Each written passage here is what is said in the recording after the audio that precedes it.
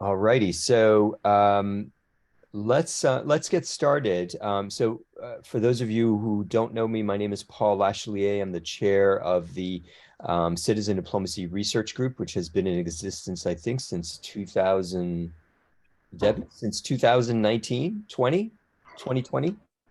Late 2019, I think. 2019. Okay. Debbie is the vice chair of the Citizen Diplomacy Research Group.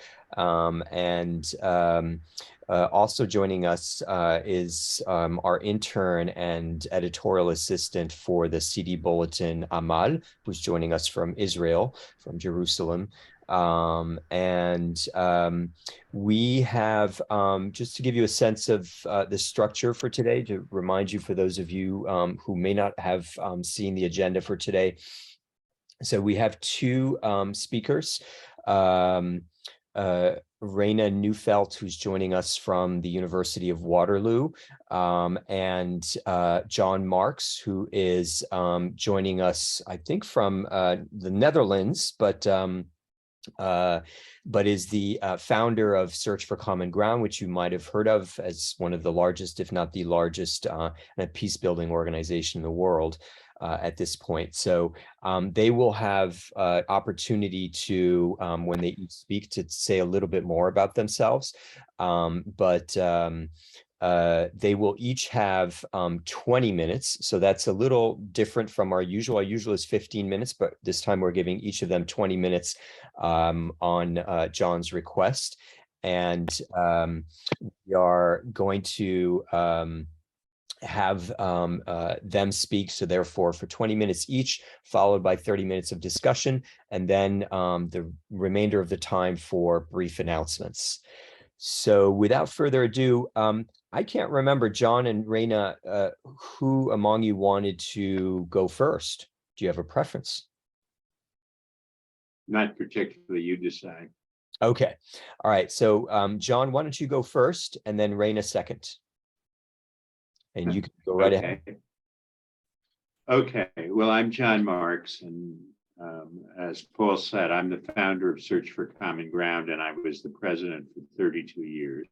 And I built it from 0 people to over 600 with offices in over 30 countries. So some people say that makes me a social entrepreneur as well as a peace builder and a peacemaker.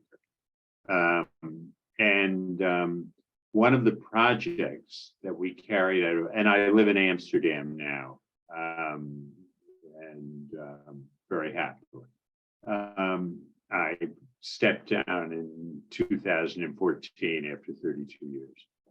So one of the projects that I carried out, and which I always kept even when we got to be a big organization, I kept my hand in.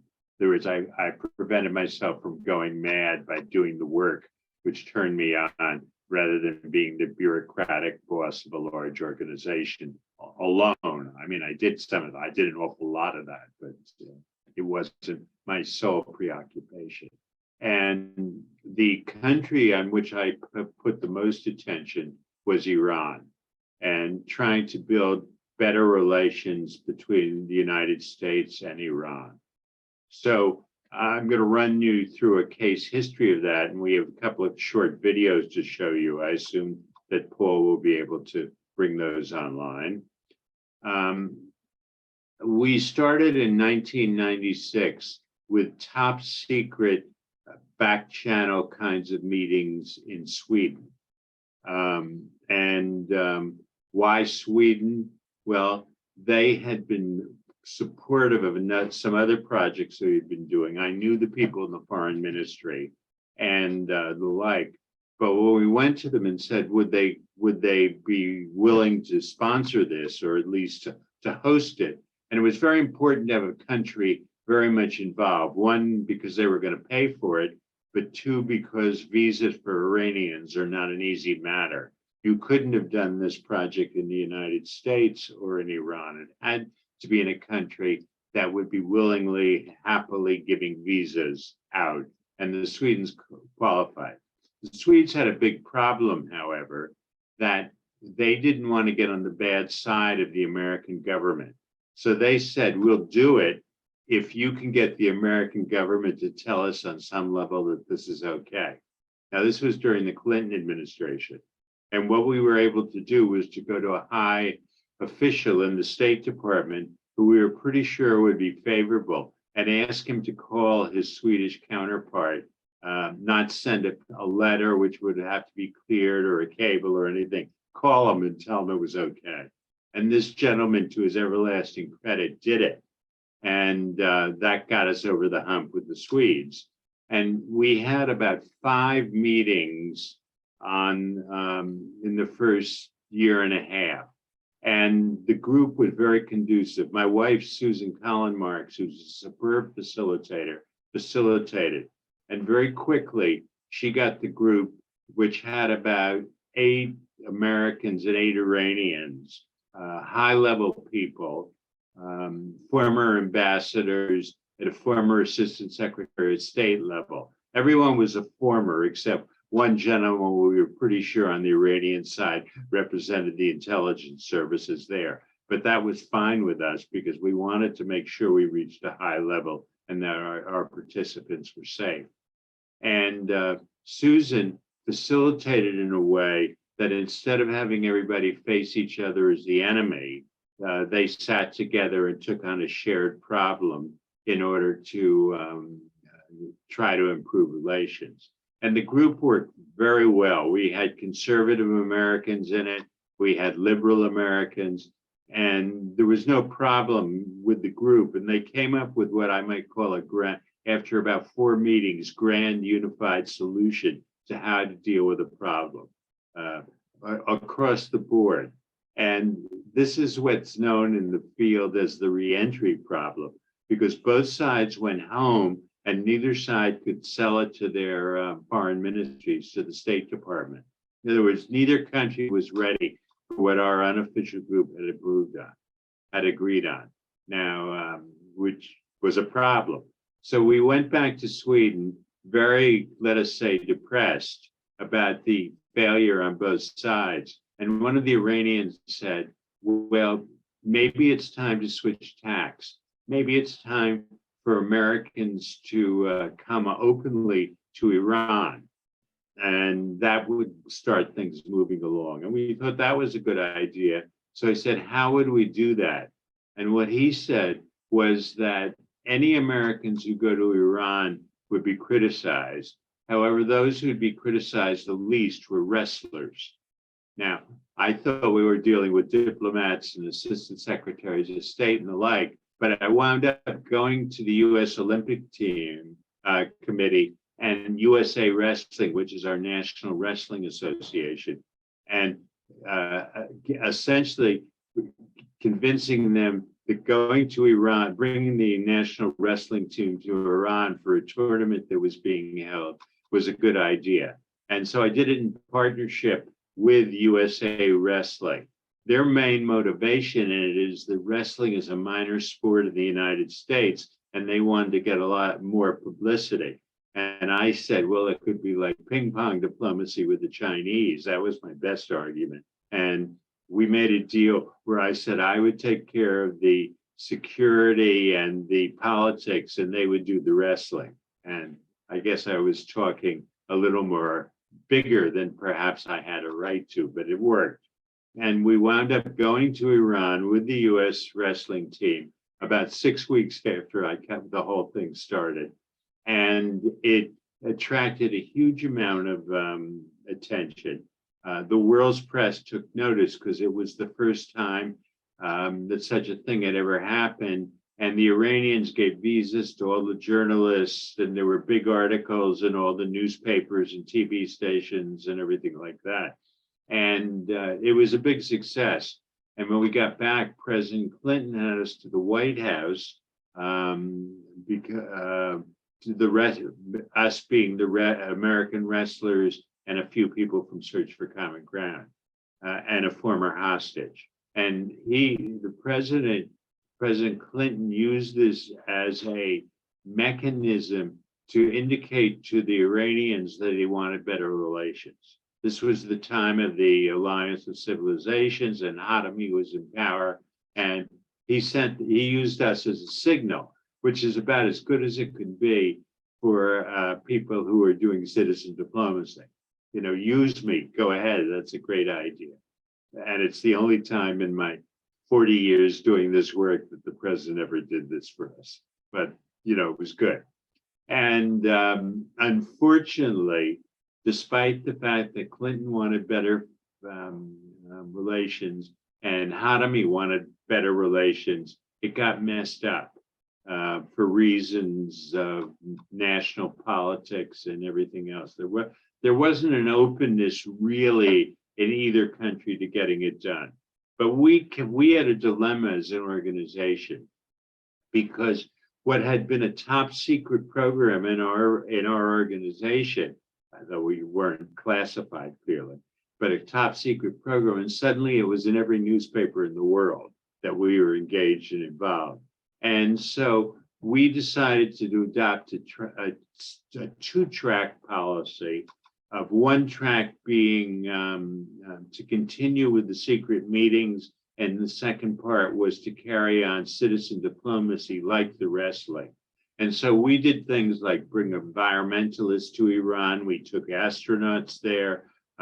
We brought together American and Iranian filmmakers at Cannes, on the fringes of the festival there. We brought Iranian filmmakers to the United States. The idea was to connect the two countries in a high-profile kind of way. It was the kind of citizen diplomacy that I had some experience with in the U.S. Soviet days, and so that we used that. But unfortunately, that approach didn't also get us over the top, because of Ahmadinejad came to power. Bush called the Iranians not the evil empire, but the axis of evil, and relations were very bad. But we stayed in touch. We stayed in very close touch, and things got so bad between the governments that we were the primary conduit between the Iranians and the Americans. And I had an American ambassador, retired, named Bill Miller, who died last year, William G. Miller, who ran the program. And the two of us were there. And he would get calls in the middle of the night from somebody in very high up in Tehran saying, could you bring us together? Or could you do this? Or could you do that? And it was a commentary on how bad relations were and how important we seemed to be. In other words, our job started because the official people just weren't talking to each other. About 2006, also, we wound up being a key part in the negotiations to free the American hikers, whose mothers came to us in desperation. Remember, hikers wandered across the border into Iran and were arrested and were in jail. And the State Department couldn't do very much for them because the State Department wasn't talking to anyone in Iran. And we became the intermediaries in that one. They credit us when they got released. So that was a big achievement on our part of getting them out of the jail. But in 2006, 2007, Ambassador Miller, who was an arms control specialist, saw that someday there needed to be nuclear negotiations, and that neither side was really prepared for them. The Americans could have been prepared, but they weren't. It would have been too much of a political statement on their part to do the hard work.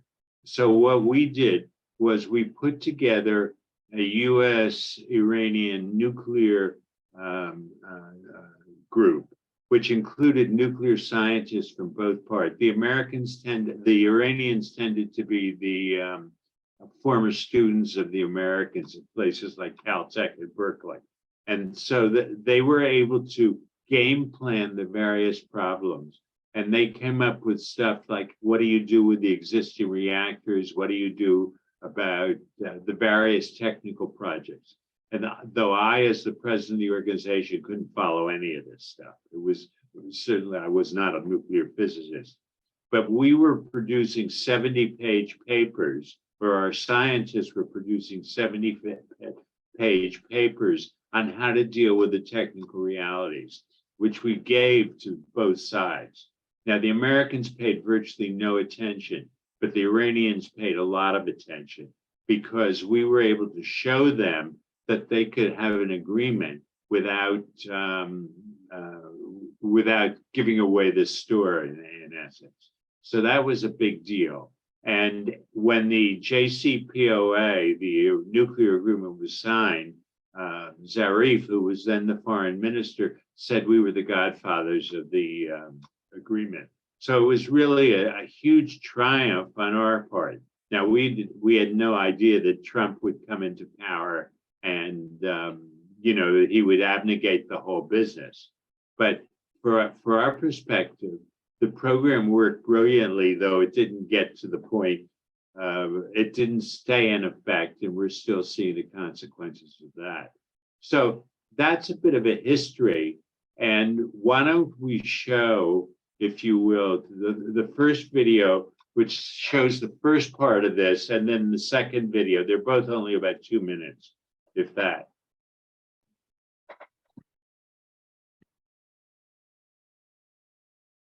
Here, for the first time, I experience a kind of atmosphere, a kind of spirit in a conference, in a gathering, which permits people to open themselves up without reservation and speak out of their hearts. So what do two presidents in Washington and Tehran do when they want better relations, but are afraid the effort could blow up in their face? Well, they move carefully, and they turn not necessarily to diplomats, but rather to private individuals who hold no official position. At this week's conference, Iranian and American diplomats spoke in generalities, but it is someone like John Marks who is actually doing something.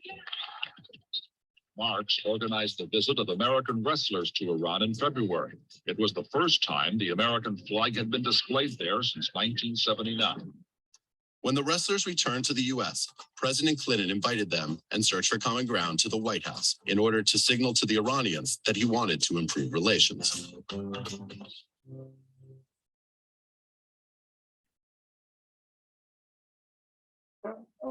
Okay.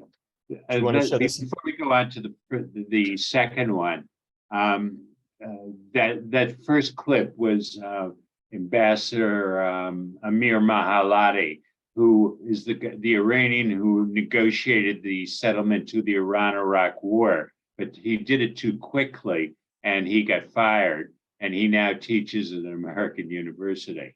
But he was instrumental in this whole project. It was his idea in putting it together, and he's a lovely, lovely guy and one of my better friends.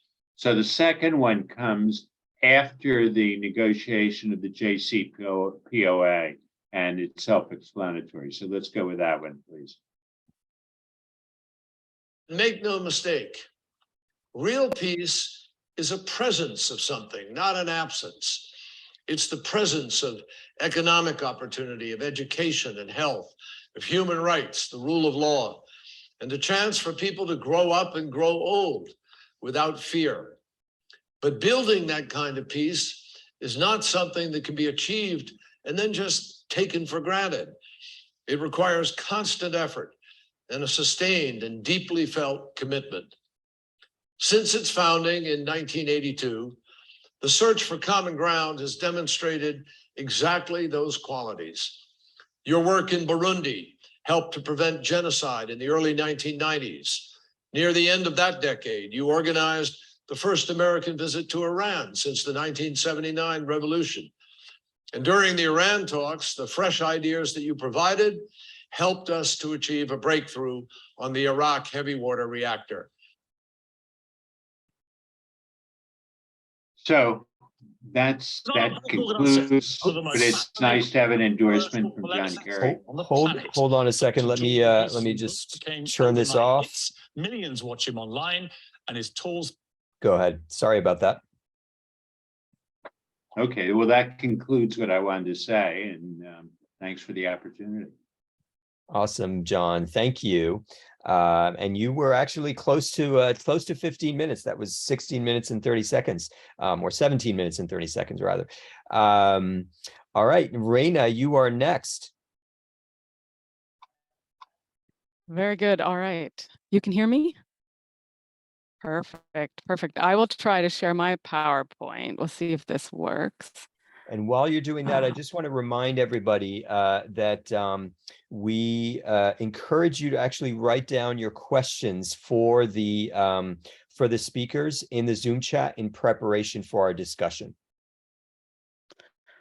Okay. Are you seeing my PowerPoint research as practice? Oh, great. Great, great. Well, welcome to me. Hello, everybody. Great to be here with you. Just going to try to change my screen so I can see you all instead of staring at my own PowerPoint. Oh, there we go. My name is Raina Neufeld, and I work on peace building. I have been back and forth between research and practice over the years, and I am now the chair of the Peace and Conflict Studies at University of Waterloo and Conrad Grebel University College. So I'm located at a college that's affiliated with the larger University of Waterloo. So all of our programs, we have an undergrad program and a master's program in Peace and Conflict Studies. And so all our students get their degrees from the University of Waterloo, but we run the program out of this smaller Mennonite affiliated institution. So a bit on the British model for those who know the British model. And so one of the areas that I've worked on is the intersection between peace building and relief and development work. And I worked from being in practice to looking more at learning and how do we learn as we go, recognizing that we always hit these big roadblocks and challenges. And so evaluation tends to be ends focused, even though it aspires to be about learning. And so that's one of the areas that I've worked on. And so I thought for this group, it would make sense to talk a little bit about a peace building intervention that used research, but as part of practice. And I'm hoping that that leads to some lessons that are shareable for citizen diplomacy. And you're thinking about that in this group. So thanks for inviting me to be here with you, Paul and Debbie. So, all right, now. So I think there's two key questions that are behind why I think there's some good bridges between the peace building and citizen diplomacy questions. And one is this: how do we build bridges between people in settings marked by significant power differentials, distrust, and internal divisions? That's at the heart of what's driving peace building. And I think we just heard it in John's presentation, actually, about the work they were doing. But also, and it's this area of intersection with working between and across sovereign divides, shall we say. And then how do we help analysis and discussion lead to meaningful action? I mean, peace work is often about talking. And so how do we move from talking under examining the problems, discussion, and actually have that generate meaningful action for change? So the project I want to ground my comments in is a project. It was a 26-month collaborative project that was located, it was called En Vivre Ensemble, and it occurred between February of 2017 and March 2019. So a few years ago, and it aimed to increase security and reduce violence in 4 specific communities in Haiti. It was led by an international organization in Haiti, and so you can see from this slide, you know, all the organizations that are there. Mercy Corps, I'm located at Conrad Grebel. The Center for Community-Based Research is a Canadian community-based research organization, as its title says. And then CJI is Community Justice Initiatives, and they are a local restorative justice and reconciliation and peace building organization in Waterloo. And so this project had government funding, which invokes anyway, it shapes things. You need to know that because it shapes the project, right? Who provides money and how that shapes agendas is always an issue when you're getting into working with people and across power divides. The project itself had 3 different components, and I'm not going to talk about all of them, but it's good for you to know that it had these intersecting components. And so one focused on community-led research and action. One was about building up skills in conflict resolution and what they called a life skills training set. And then there was also a pillar of this program that looked at addressing some of the economic drivers of conflict in Haiti. And so economic and financial inclusion was the aim of it.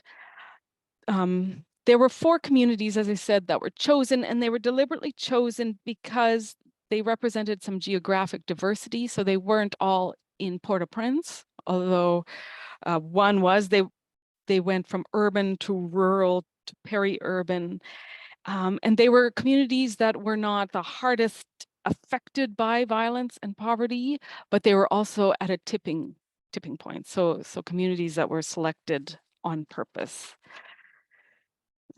The project's initial theory of change, if you know something about projects, they have theories of change, and here's the activities that were behind the project. And its theory of change was that youth-led research and action, which was on the left side of your screen, this idea that there's community-led research, which was actually led by youth in the community, that it would lead to micro projects that the community would decide on that would help address some of the conflict drivers in the community. There was, sorry, I'm getting lost between my PowerPoint and my notes. So the PowerPoint, you can see the activities in each of the 3 pillars. So the life skills program and restorative justice are building up skills to help people come up with alternative ways of handling conflicts in the communities and shifting some mindsets. And then this other pillar, as I said, dealing with some of the economic drivers. But the project's theory of change as it was initially articulated by the program was that they aimed to equip youth with knowledge, and by doing that, by equipping youth with knowledge and employing that knowledge to uncover the root causes of violence in their communities, there will be relevant interventions to create space for dialogue and conflict resolution, which will enable vulnerable communities and groups to recover and rebuild their livelihoods.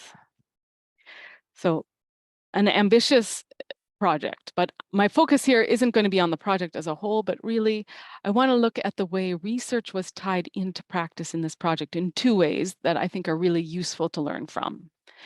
And so here's the first way. So research as practice 1, this was that community-based research model. And this involved youth leading a process of research in looking at what are the specific drivers of conflict and violence in their own neighborhoods. So there were 4 teams of youth researchers. There was actually 2 cycles of research that happened. The first time, 10 youth researchers in each community did the research, and then they decided to deepen it, and then they had teams of 20. And so the second cycle was a more robust cycle that really got youth out and into the communities to help identify what is driving the conflict in our community. And then if you're doing community-based research, it is working on research that strives to be community-driven, participatory, and action-oriented. So those are the hallmarks of community-based research.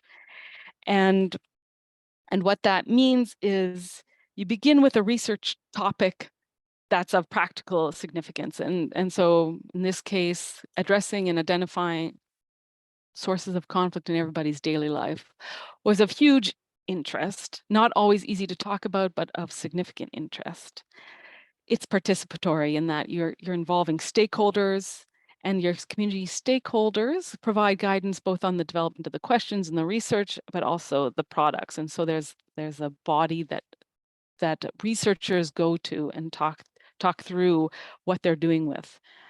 And so community stakeholders and the researchers share control of the research agenda, and they work together on it. And then the third phase is, of course, being action oriented. And so you'll see I have on this slide an image of the participatory nature of of the research process. After every round of research, youth presented findings at a large community forum, and then people responded to what they heard talked about or didn't hear, what they validated and didn't validate at the community events. And so sticky notes are every facilitator's best friend. And so it's a great way of involving people both in giving feedback, but then also you can take that and look for the themes and patterns. And so so here, this is one of the active examples. So if you look closely, you'll see it's all in Creole because all of the research and youth researchers were working in Creole. And the next step, of course, is acting on findings. And so this is often where traditional research hits a wall. How do you get findings that are actionable? And this is the strength of participatory approaches to research and community-based research. And these pictures are of people wrestling with the findings and thinking about, okay, now what do we prioritize as a community? How do we think about these findings? What kind of strategies will we want to deploy to respond to the drivers of conflict? And so in this project, there was money available for proposals. So community groups would develop proposals that they would submit to a community body affiliated with the project who would make decisions about if the project proposal fit their strategy in the conflict analysis, and then they'd fund them. So action was directly tied into the project and building on the research so that it's not just about, okay, we know the problems of the conflict, but then also we have access to resources to actually start doing some things about it. So that was a really significant way in which people got involved in both understanding the problem and acting on it. And so it had some significant effects. But before I talk about that, I'll talk about research as practice part 2 in this project. And so that second level was about reflective practice for the team who's implementing the project. In this case, the Haitian staff who are working for the international NGO, you know, and also the community partner organizations and partner organization from Canada. Like, what is happening with the questions driving this part? What are we learning? And what do we make of this learning? One of the big challenges of working on projects in development work and peace building work in other organizations is that you tend to be driven by your to-do list and what shows up in your inbox. And a lot of that is important, but it's not always helping you step back and think about, why are you doing what you're doing? Is it the right thing to do? And so we built into the project some reflective practice spaces. And so that was where my role came in. I went in and worked with the team and helped set up space to do some fun exercises and then also do some hard thinking about what was happening or what wasn't happening, and why was what wasn't happening something we could do something about or not. And so to really process those. And so we worked on the theory of change for the project. You know, was you design something, you do your best to design what you hope is going to be a good intervention in Haiti. For example, with this community-based research process with the youth, you design it as well as you can, and then you find out something's not working. So an example of this in this project would be in one of the 4 communities, the infusion of resources that could come with the micro projects was a source of conflict. So who decides that? In this particular community, it was an area that had a lot of post-earthquake assistance, and all of that assistance was leaving. And so there was, the environment was one that people were losing their sources of livelihoods. And so having having control over funds and was a lot of power in that community, and they recognized it was tied in and deeply embedded in the conflict. And so all the organizations, the local organizations said, you know what, we would like to not be the ones making decisions about this prioritization, or if micro project proposals fit our conflict analysis or not. We'd actually, in this case, prefer you to do it. or your staff to do it. I mean, in alignment with our priorities and what the community's already said. But so an interesting case where, you know, your best theory of how things work isn't holding up. And so you identify it, you reflect on that, and then you respond. And so adaptive management is a nice label that goes on to just shifting your decision making in the moment based on the best information you have available. So that was the second level of learning embedded in the project. So now what do I think are some lessons for citizen diplomacy? What are some things to help distill, I think, for this group? I'm thinking the one, I mean, is an emphasis an emphasis on the idea that just learning together generates ownership of both the process and the product. And that happened we saw that very clearly with youth-led researchers in their communities, in communities already tired from research. People, because they were working on things that mattered to them, and the youth really saw it as their own, and that the research was for the community, and people were excited by it, even when they had been disillusioned and distrustful at the beginning. So really, it was an owned thing. It also happened for the team of NGO workers who were working on the project with reflective practice. I mean, they had a lot of questions and wanted, and there were points of conflict for sure in terms of how the project was designed, and then some norms and different assumptions operating between, what does restorative justice mean in a Canadian context versus what does restorative justice look like and mean in a Haitian context. And so that was one of those things that we needed to name and wrestle with. And by putting a research lens and a collaborative learning lens on things, we were able to do that. Which leads me to my second lesson, which is that reflection and learning deliberately as part of your intervention actually creates really helpful spaces to identify and learn from the roadblocks and frustrations you encounter.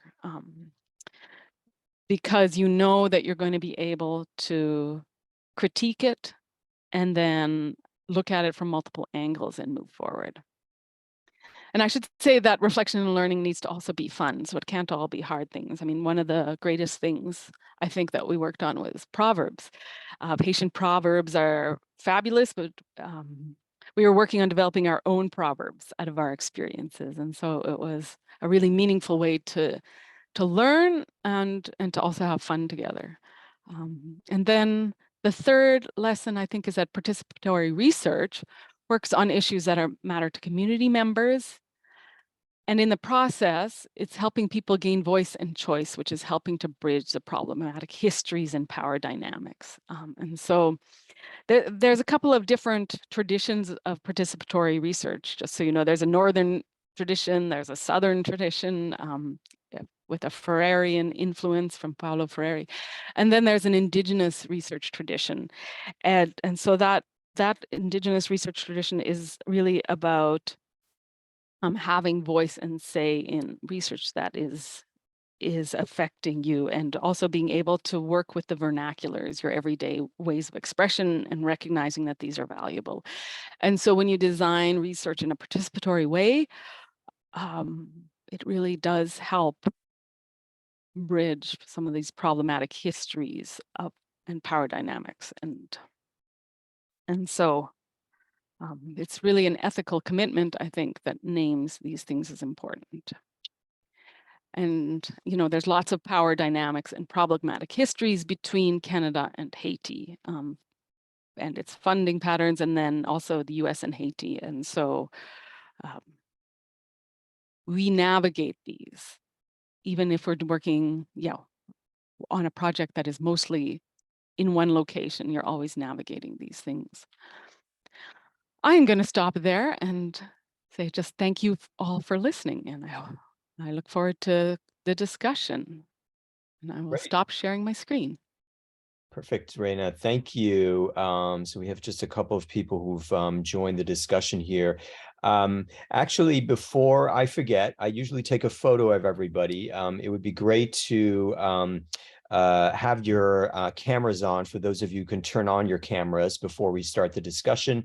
And on 3, I'm going to take a screenshot of everyone. So if you want to quaff and position yourself properly to look your prettiest, please do. And on 3, if you could smile, 1, 2, 3, smile. Awesome. Let me take one more photo just in case that one didn't come out, or as eyes were closed or something like that. On 3, 1, 2, 3, smile. Perfect. Thank you all. So keep your cameras on if you're willing. It's a lot more, I find it a lot more kind of personal, and guarantees that you're actually engaged in our conversation. So we've got a lot of questions. And perhaps we should start, and they're in the chat. And by all means, if you have questions, you should post them in the chat first, so they're on our radar, and then we can kind of proceed through them. We should probably start with questions for John. There are a number of them here. And what I'm going to do is just point the person out, and if you can then speak your question. And let's start with Taha Mujan. And Taha, you had some questions, I think, for John, but if you can kind of explain your questions, please. And also remind us where you're calling in from, what city and country. Oh, Taha Mujan may not be paying attention right now. No, actually, I am. Yes. Okay, I'm really sorry. go ahead. So I'm from Morocco, actually. And as I said in the chat, I'm living between a lot of cities since I work remotely. So I'm always on the move. It's between Meknes, that's my hometown, and between Rabat, Casablanca, Ifran, where I studied, that's where I am right now, and Tangier, which is where I'm supposed to be working. That's where our main office is. And for my questions, the first one was about citizen diplomats in Iran, because I'm actually not very familiar with how the citizen diplomats concept works exactly. And I thought maybe, for example, if there were like Iranian citizen diplomats with living in Iran with Iranian nationalities, advocating for better relations would be actually even better for like improving the relations. I'm not sure if that's possible. I'm not sure if that exists already, but that's just a thought. So I'm not really familiar with the concept. And that's basically the question. John? I'm sorry, I have bad hearing. Yeah, could somebody repeat that? Or oh, yes, no problem. So I said, I mean, I'm not really familiar with the concept of citizen diplomats, but I thought, I mean, after listening to what you were saying, I thought maybe if there were Iranian, like the citizen diplomats with Iranian nationalities living in Iran, advocating for better relations, that would give better results. But I'm not sure if that already exists or not, and if it's even possible. Okay, so we had Iranian counterparts, and some of them had life-changing experiences, and they're interested in continuing. The problem is you can't go against the way the history is going. So right now, people are being put in jail in Iran for contacts with foreigners, particularly with Americans. So it's very difficult. And I've been doing some, let's just say, some projects that are not political, because you can't get into the politics right now. We're doing one on solar energy to try to get the two countries working together to promote solar energy.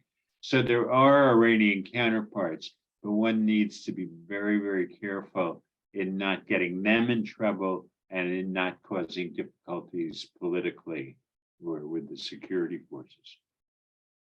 Yes, exactly. That's what I thought. That's why I asked if it's even possible to begin with. And actually right now I kind of have a follow-up question. So what about the Iranians who actually fled Iran, for example, for one reason or another, or are expelled or things like that, and maybe use them as, let's say, maybe like the concept of influencers, in the sense that they will be like that, but also citizen diplomats advocating for better relations? There are people in the foreign ministry that do want better relations, but they're not the ones running in power. And the problem with doing citizen diplomacy with Iran is you can find people who really glom on to exactly with the kind of thing we were trying to do, but they're not the Revolutionary Guards. And it's very difficult to find hardliners who want to do citizen diplomacy. Yeah, I can imagine. Yes. Mhm. So much. So a question, let me see here. I'm scrolling through our questions here, and I'm glad that many of you have questions. But if we could go on to somebody here, let me see here. I'm looking for somebody who's got a question for Reina, and Aman Banvi. You had a question for both, and who's joining us from New Delhi in India. You had a question for both, as I recall, for both our speakers. Do you want to speak your question? Sure. Thanks, Paul. Good evening, everyone. John, first, I'll direct it at you. Whatever you presented is significant and very impressive. While we delve deep, and I would like to take your guidance on how we can develop a similar structure in India. My question stems from the fact that politics will always prevail upon the citizens' attempts at doing any sort of citizen diplomacy, and the current political ethos everywhere globally is turning right. And it's fanning emotions, and there's a lot of rhetoric coming on. In India especially, the citizens diplomacy arena here, your work is significantly, and I would like to draw a parallel that our neighbor Pakistan recently had floods. It had some natural disasters coming its way. And citizen diplomacy, a part of it worked in order to build bridges. And the way to build bridges was to give relief and prevail upon their systems and governance to open its coffers and opens their doors and start the dialogue and keep the dialogue moving. But where I'm coming from and where I want to have a question both at you and John is, won't politics be skewing this entire initiative off track? And like a country as vast as India with vastly different religious, cultural, social structures, every 50 kilometers you go either ways from New Delhi. How would you feel that the structure that you've created, implemented, and demonstrated can be replicable or applicable in this scenario one? And Reena, the youth as a catalyst that you have very rightly taken up. The largest population of youth, I believe, today, which is unemployed, doing nothing, and totally wasting away their time on social media and all, is can be found in India. A large percentage can be found in India, and they are being used in some form by the political masters. So many attempts have been made to channelize the energies in the right direction by, again, doing some sort of innovation, startups, or some many ideas. What you have done, again, developing counterpart, extending the envelope, what you have done there, can it be? I'm thinking aloud. I just want to have your so that what we do is not plain talk, and we actually have ambassadors on the screen right now in each and every geographical point. Thanks, Paul. And where we can actually make an attempt to replicate the good practices that you have developed, put your research on the ground. And so it's more of an opinion where I want to ignite a conversation so that you can give your suggestions and we can then build it. This is it. Great questions, Aman. If Reina, if you could answer first, and then John. Sure. Yeah, Aman, there are a few things woven in there, and so, I mean, what you're describing in India is precisely some of the dynamics that were going on in Haiti, which is why they were looking at how do we involve youth, and youth who are looking to be respected and part of change, right? And so a lot of times youth are left out of the equation, and so that was one of the pieces. So I think for sure, there are elements that would fit. I mean, you want to think about how it fits, of course, a little more in terms of, why and who's interested in doing research into what problems. I mean, one of the things that community-based research is really great at is for helping different stakeholders in the community come together around a common problem and figure out what that problem is and then work together at it, right? And so you can absolutely use and adapt the technique, I think. I mean, when you're talking about citizen diplomacy, I mean, it's interesting as I think about how does participatory action research fit with citizen diplomacy also in the cross-border and bigger things. I think it's also about, who are the groups and how are they learning as they're going? What's deliberate and how do you help people with good intentions do a little more work. And the thing about research is that it's also about communicating externally.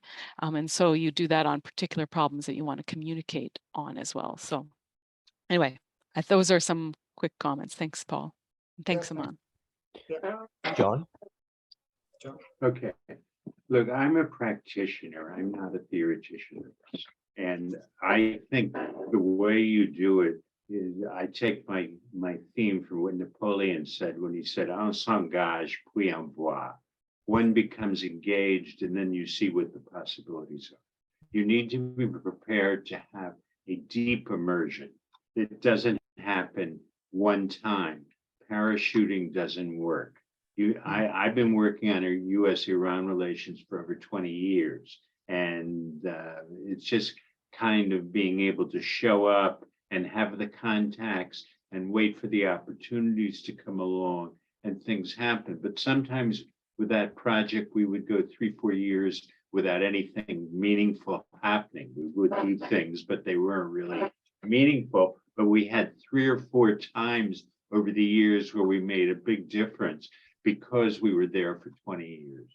And that particular model does not work well with funders, because funders are not the slightest bit interested in keeping you going for a long time so you can sustain the difference. So you have to find a way to support it.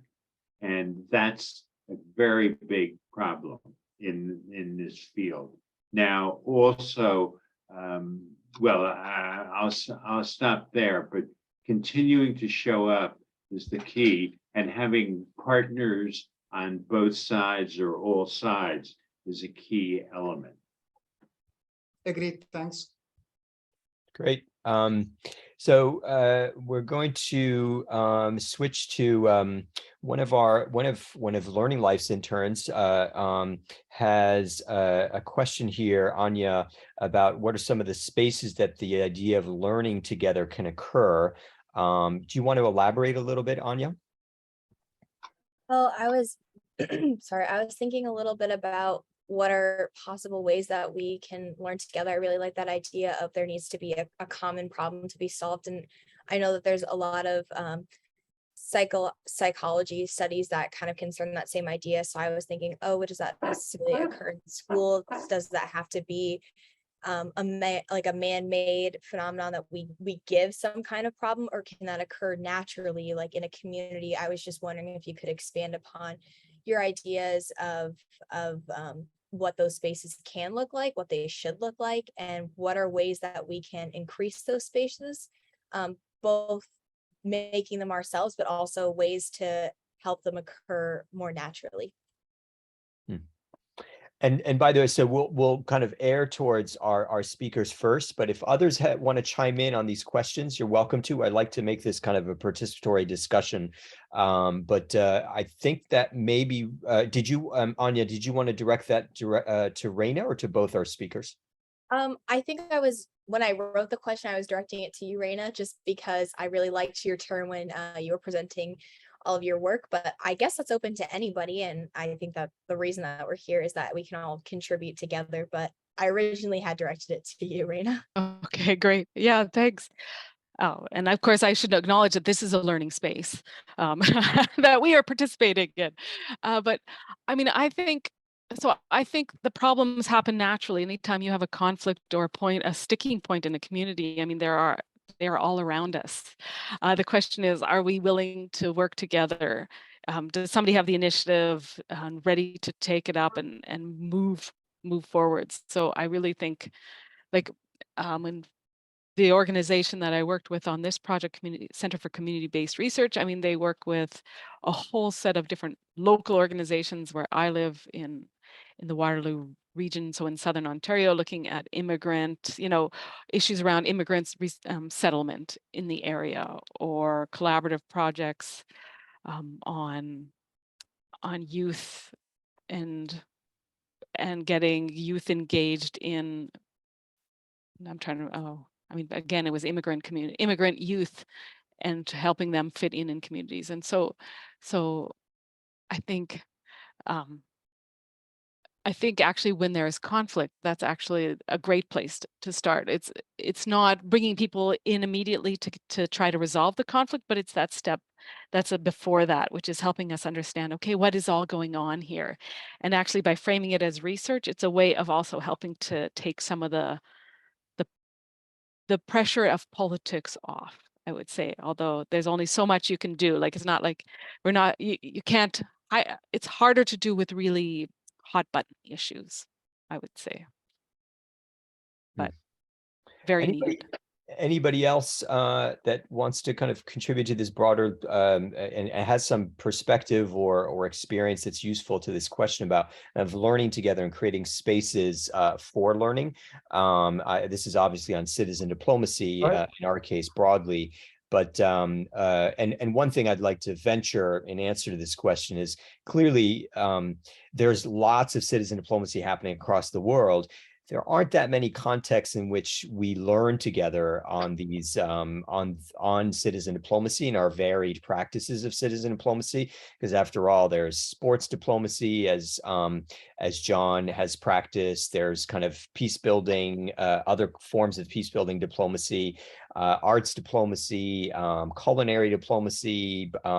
There's political and economic, and there are just a large number of forms of diplomacy. And of course, in the COVID era, that has led to a resurgence of health diplomacy, and we'll be talking about that if all goes well in one of our meetings next year.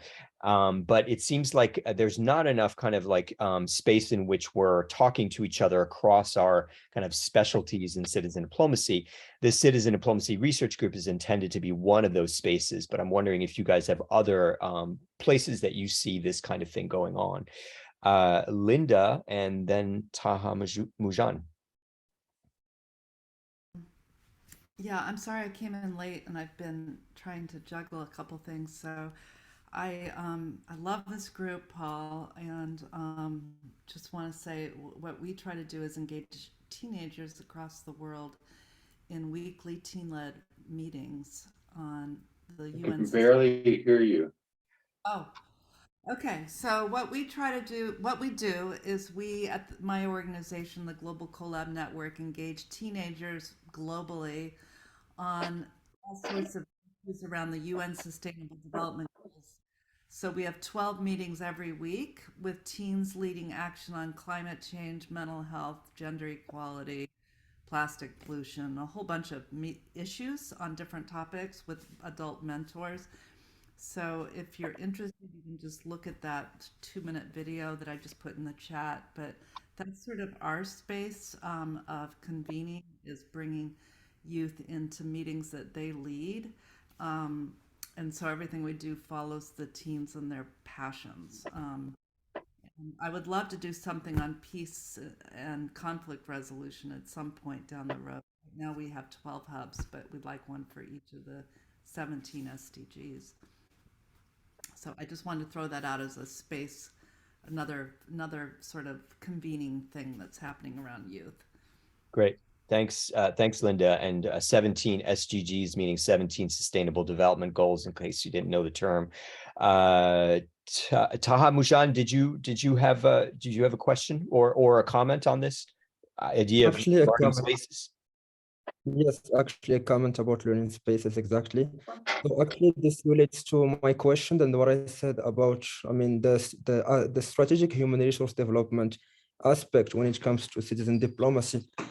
So mainly what I'm trying to say, when it comes to the learning space, I genuinely believe, as someone who studied strategic human resource development and tried to combine it with the field of international studies and international relations, I really believe that what matters most is not the environment in itself, but to actually foster that learning culture within the organization, and in this case, within the citizen diplomats, because that's what matters the most. And the most important part in all of this is the strategic planning part of all of it. That's why I actually asked, what were the action done? Because when I saw the presentation of Rena, I actually liked the idea and how it was very well based when it comes to we need this, and that in order for the idea to work. But the thing is, we actually need people who are very, very good at doing those things. And of course, we cannot find them everywhere. And they are few, sometimes they are costly. And the thing is, we can actually have like people with enough knowledge, and we can work on those people to make them leaders on those fields using, of course, strategic planning when it comes to human resource development. And actually, I started writing a research on that and how we can use the strategic human resource development aspects that we use in corporations and in international corporations to apply it on states and on international relations. I was sadly not allowed by my university to apply that on the entire scope. So I was asked to focus on the local scope first and on political parties, which I already finished.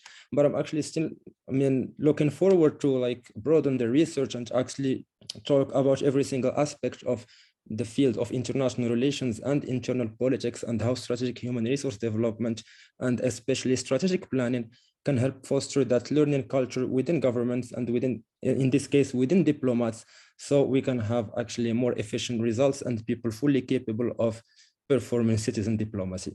So, the environment is in itself does not really matter as much as the planning phase and as much as working on the people themselves in order to work with them to develop them and for them to keep developing themselves to achieve the results needed. Great, thanks. Thanks to Hamujan. Khalid Salim is joining us from Pakistan. Please go ahead. Good to see you again. Oh, you are muted. Go ahead. Yeah, okay, I have unmuted it. Hi, everyone. Sorry for being late. I was away from home. When we are just discussing different kinds of diplomacies, I was just wondering, just giving a food for thought to the group. What about this regime change diplomacy? Would we ever be able to discuss this regime change diplomacy as well?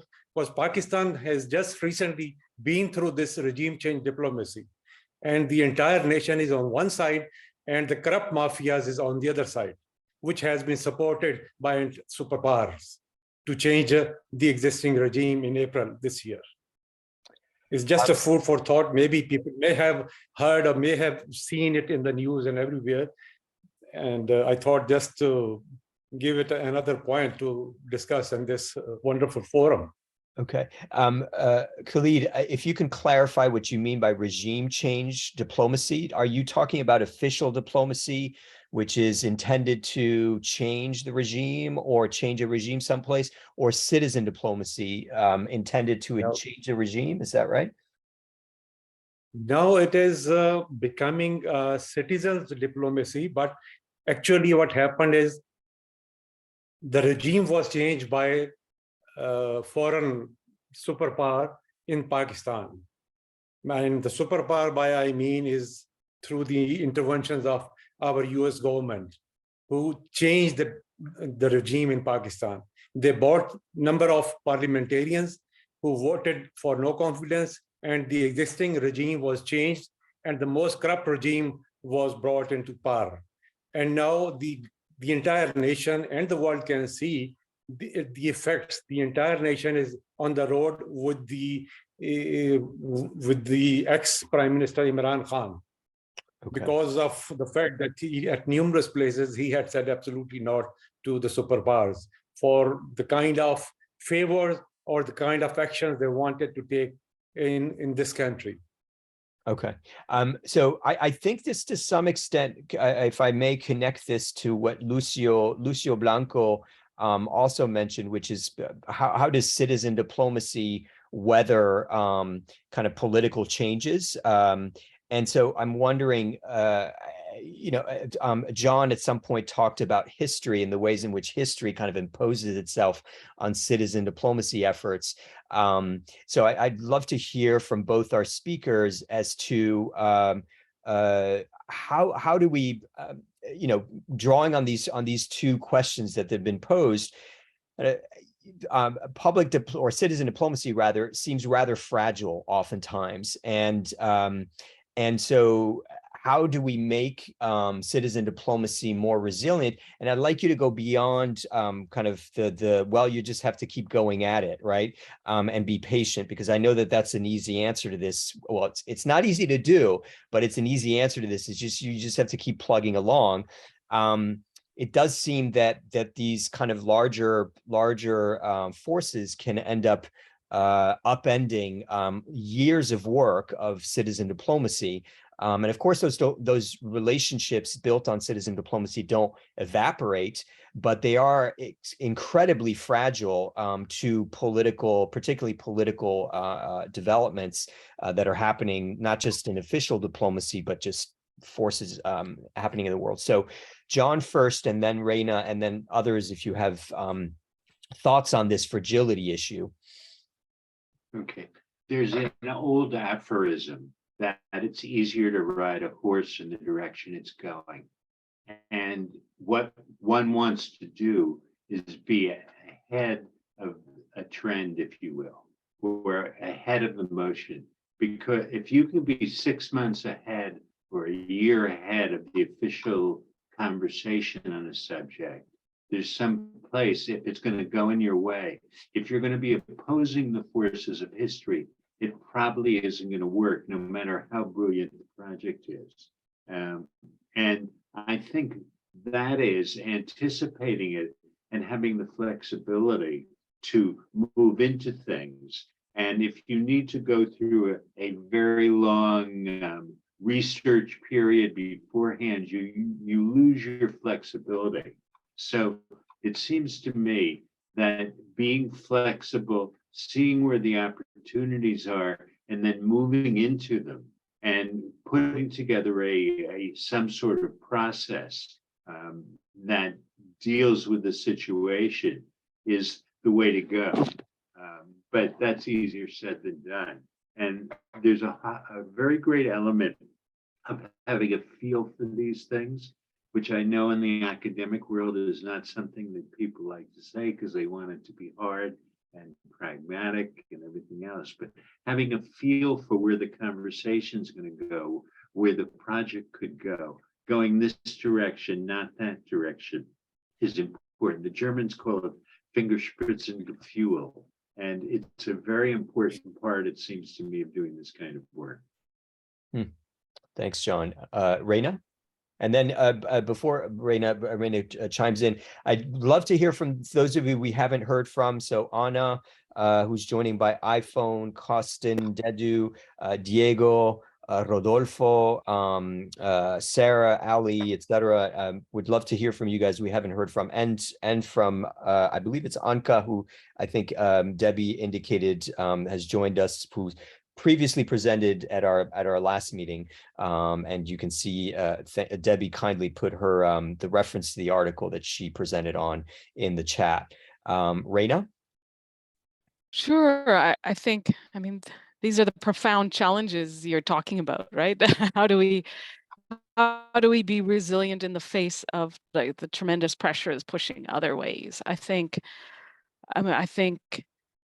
that in the case of the Haiti, in the neighborhoods where the youth engaged in the research and really developed relationships and worked together on common projects, and there was a whole lot of things that happened in those communities that meant that those communities actually were much more resilient in the face of pressure, political pressure to engage in violence.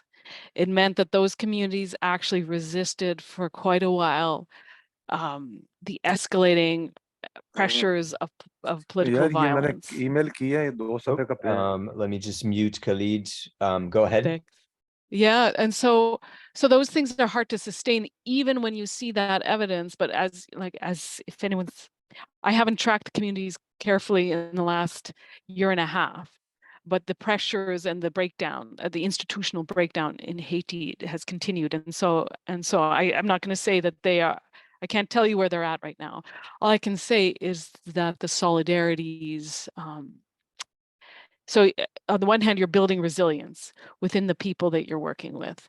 The other part is about how, you know, I think the idea is that you're ready to move. And here's where I think research actually helps you move better if you're doing a rapid, so there's some very rapid community-based research practices that are actually really helpful, and you can set up collaborations on new issues as they pop up, which allows you to actually speak into some of the new things. Sometimes you have to move like a crab, you move sideways, right? So that's a way to help generate energy and some resilience in the face of daunting problems. I think that's what I'll end there. Thanks. Great. Thanks, Reina. Awan, if you're next, if you could tell us also what city and country you're joining us from, Awan. Okay, thank you for all. Good evening and good afternoon and good night to where I am. I'm from South Sudan, but currently living in Beijing.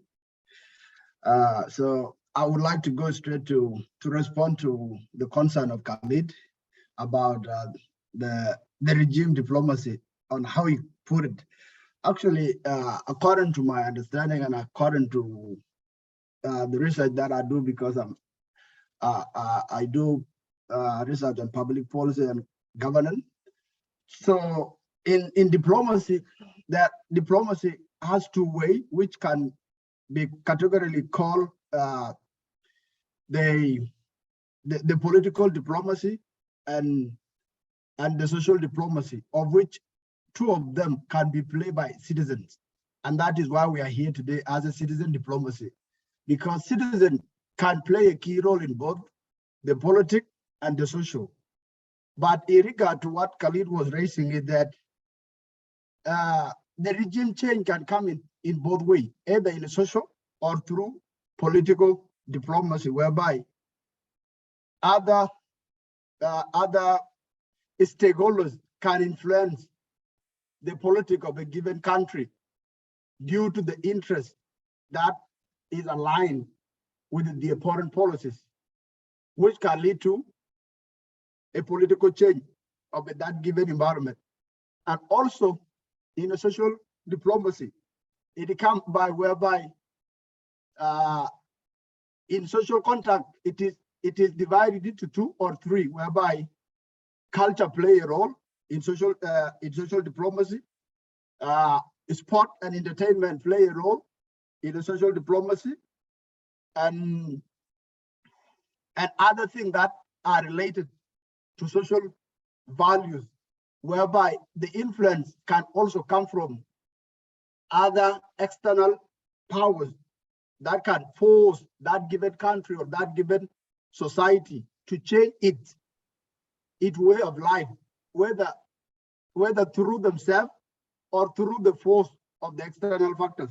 So with what happened, according to what Khalid said, it is what we normally face, we people from the developing countries, because we face the challenge of changes, whether it is a political change, whether it is a social change, whether it is a cultural change. It comes in different various ways, whereby citizens themselves can be part of that change, or they can be a victim of that change.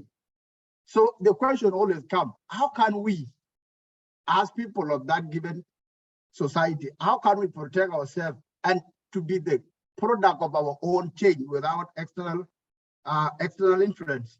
One, Khalid, is that as a citizen, it is the role of every citizen to understand what diplomacy is and why is it important for such a country. So a citizen play a role to mediate the interests of his or our own country, and also to influence the other external powers which can align with your foreign policy. That is number one. Citizen can play that role.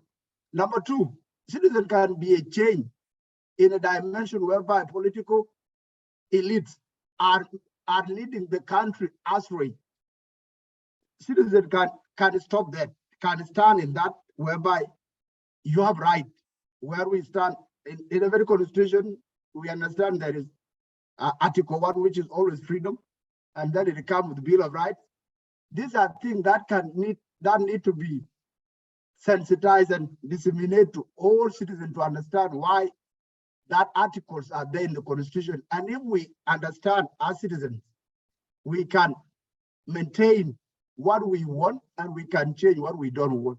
And that is whereby a regime change itself can be done by citizens if they understand what they want to change, or if they don't, then they will allow themselves to be changed. So our brother Khalid, it is not always a blame whereby we have to put it on another person, but also other citizens of that country, we have to take a blame too, because we allowed ourselves not to do what we're supposed to do as part of diplomacy, because diplomacy, it is a two-way traffic. So that is what I can add on your point, and thank you.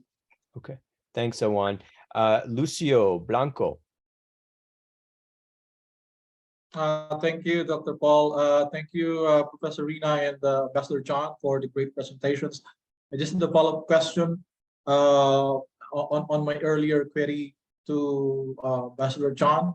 Again, thank you for your good contribution to peace, U.S.-Iran relations. So I understand how frustrating it could be to see, such painstaking work for years, suddenly get disrupted because of whether there's election or leadership transition from either side.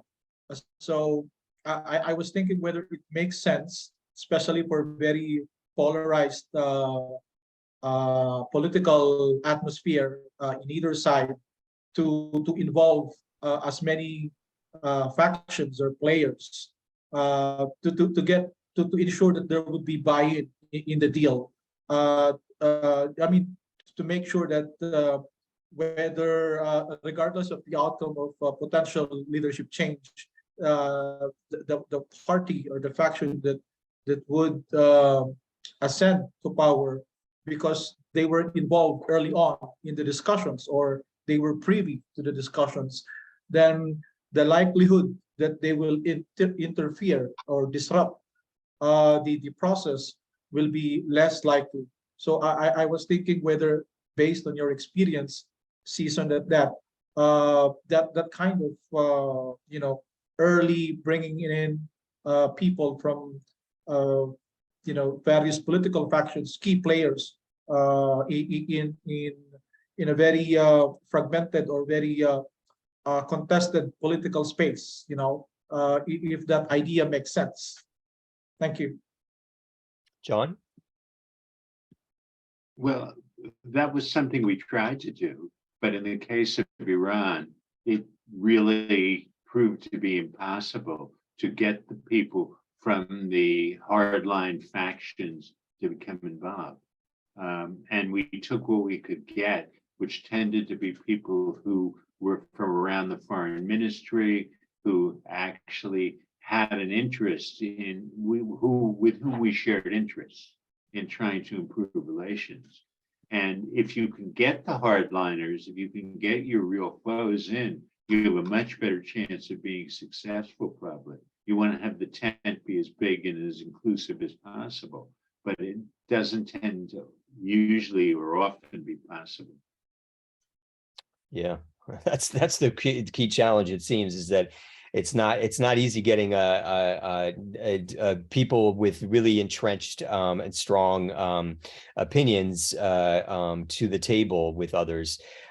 Diego, you've got the last word, and then we need to kind of wrap things up and make a couple of announcements before we finish off. Diego, and remind us where you're calling from, city and country, if you would. Right. I'm going to be brief and I'm going to be as practical as possible. Try not to be abstract about anything. But I'm from, I run the Fulbright program, and I do other things too. I am like an advisor for the State Department from Bolivia. I'm based in Bolivia at the U.S. Embassy here, and I think that basically what I see, and it's again, I'll try to keep it simple and try to give you as practical a perspective as possible. But here, I think that what we see that is, as far as I'm concerned, very astounding is the fact that in some of the poorest places in Bolivia, especially up in the city of El Alto here, what has been accomplished through a great amount of scholarships that has been given to them to learn English, basically to a lot of poor sectors of society, sectors of society that could have been and have been at times very problematic and at times violent.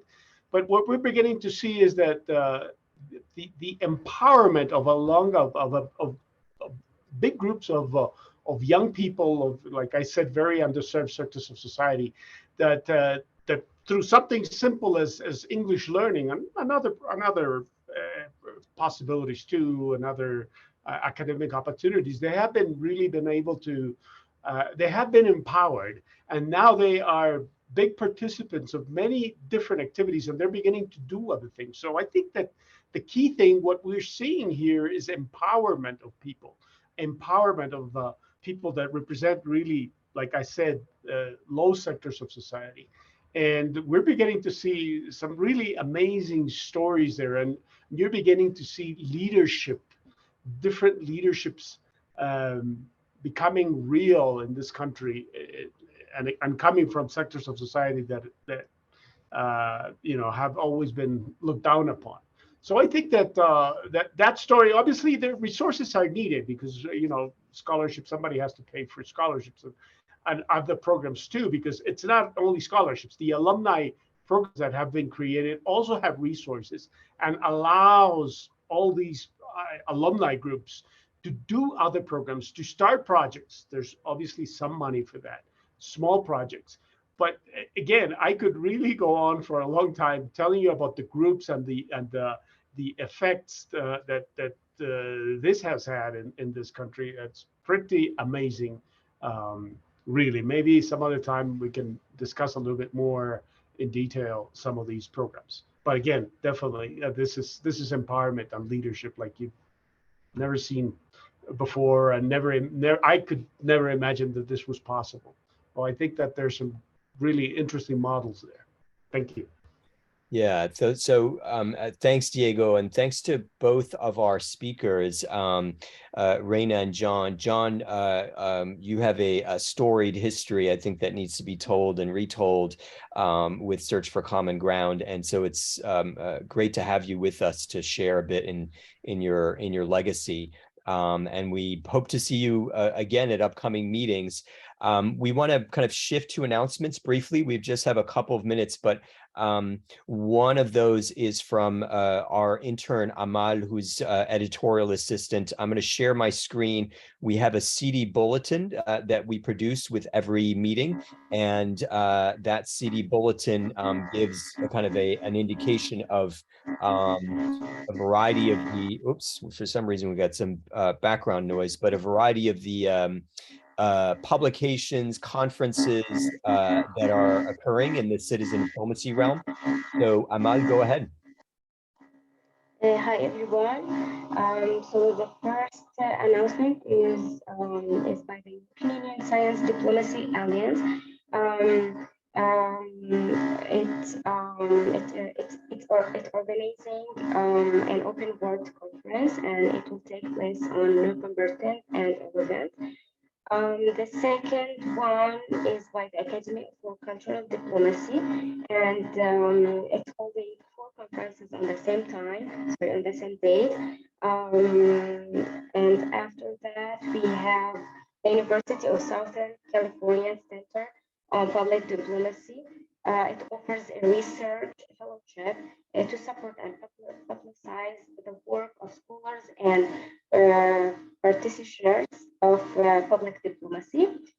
And then we have the European Union Science Diplomacy Alliance, and it organizes also an annual conference in collaboration with the University of Texas Austin on international science and technology partnerships. And after that, we listed the recent articles and books about different topics of citizen diplomacy, like peace building, cultural diplomacy, public diplomacy, soft power, and digital diplomacy. Thank you. Great. Thanks, Amal. So this will be shared with all of you. Amal, you made, unfortunately, because of the fan I think you had in the background, she's in Jerusalem. It's kind of hot. She probably had a fan on and it was kind of loud, so we couldn't hear her quite well. But nonetheless, the citizen diplomacy bulletin will be shared out to everyone along with the recording of this meeting and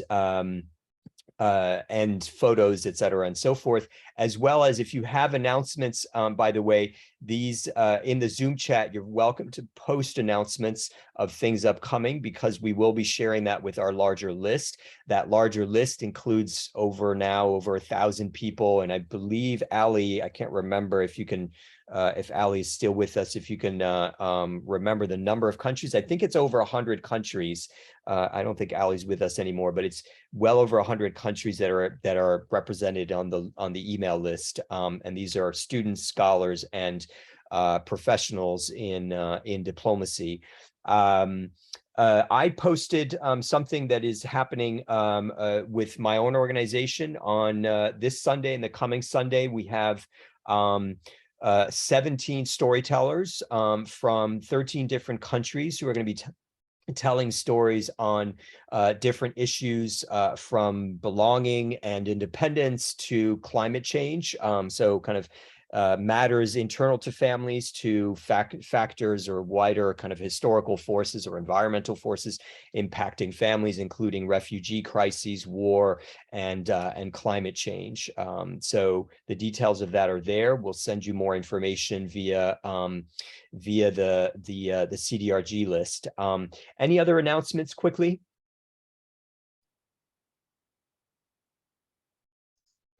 Paul, I guess I could mention that in December on the 6th, we will have our next gathering, and it will include a presentation by a really interesting social worker and as a practitioner, and also has a doctorate in probably IR, I'm not sure, up at Penn State, Lori Mulvey, and she'll be presenting on the work of her group, which is called World in Conversation, on the real public diplomacy and how that kind of reframes citizen diplomacy. So that on December 6th, that promises to be a really interesting, dynamic, especially dynamic presentation. And the other presenter is TBA, to be announced. And then we're planning. Raina, we do have Carson Tavener, who's got experience with citizen diplomacy between the United States and China. He's the second speaker in December. Good. Thank you for that reminder. Yeah, I wasn't sure for my notes. Okay. So I just want to remind you guys that a couple of things. One is I just put to the chat our Facebook group and our LinkedIn group. If you're not part of either, please join. It's an opportunity for you to share what you're up to in the citizen diplomacy realm with a broader audience. And yes, so we are having our last meeting of the year on Tuesday, December 6th from 11 a.m. to 12:30 p.m. And so I'll just post that in the chat. Any other announcements? All right, everybody. Thank you for your time. We went a little over, but I appreciate you participating actively in what was a lively and interesting discussion about some of the challenges involved and some of the opportunities involved in citizen diplomacy, particularly in peace building. So thanks again to John Marks and Raina Neufeld for your presentations. These will be shared with our wider list. Thanks, everybody. Bye.